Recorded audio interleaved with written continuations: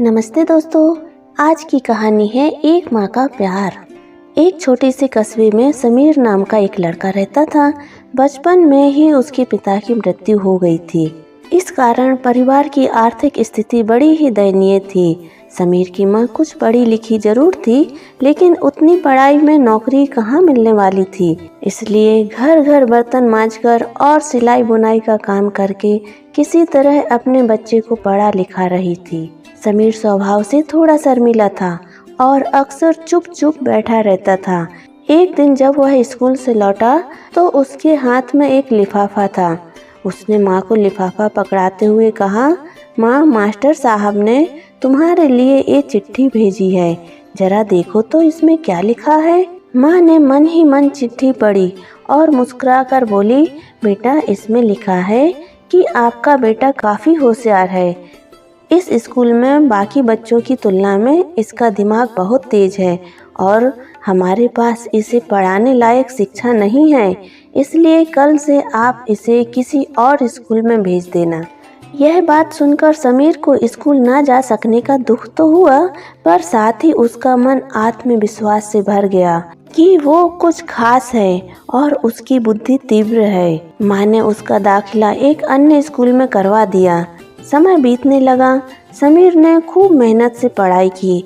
आगे चलकर उसने सिविल सर्विसेज परीक्षा भी पास की और IAS ऑफिसर बन गया। समीर की माँ अब बूढ़ी हो चुकी थी और कई दिनों से बीमार भी चल रही थी और एक दिन अचानक उसकी मृत्यु हो गई। समीर के लिए यह बहुत बड़ा आघात था। वह बिलख बिलख कर रो पड़ा। उसे समझ नहीं आ रहा था कि अब अपनी माँ के बिना वो कैसे जिएगा। रोते रोते ही उसने माँ की पुरानी अलमारी खोली और हाथ में उसकी माला, चश्मा और अन्य वस्तुएं लेकर चूमने लगा। उस अलमारी में समीर के पुराने खिलौने और बचपन के कपड़े तक संभाल कर रखे हुए थे। समीर एक एक कर सारी चीजें निकालने लगा और तभी उसकी नज़र एक पुरानी चिट्ठी पर पड़ी। दरअसल ये वही चिट्ठी थी जो मास्टर साहब ने उसे 18 साल पहले दी थी। नम आँखों से समीर उसे पढ़ने लगा। आदरणीय अभिभावक, आपको बताते हुए हमें अफसोस हो रहा है कि आपका बेटा समीर पढ़ाई में बेहद कमज़ोर है और खेल कूद में भी भाग नहीं लेता है।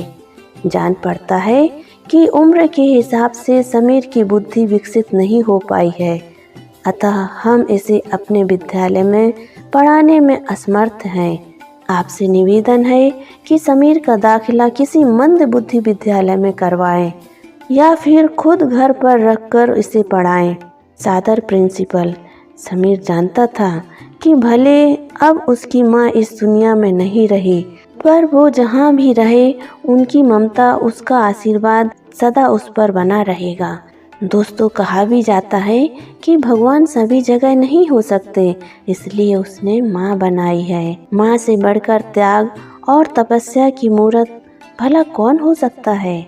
हम पढ़ लिख लें, बड़े होकर कुछ बन जाएं, इसके लिए वह चुपचाप ना जाने कितनी कुर्बानियाँ देती है। अपनी ज़रूरतें मारकर हमारे शौक पूरा करती है। यहाँ तक कि संतान बुरा व्यवहार करे तो भी माँ उसका भला ही सोचती है।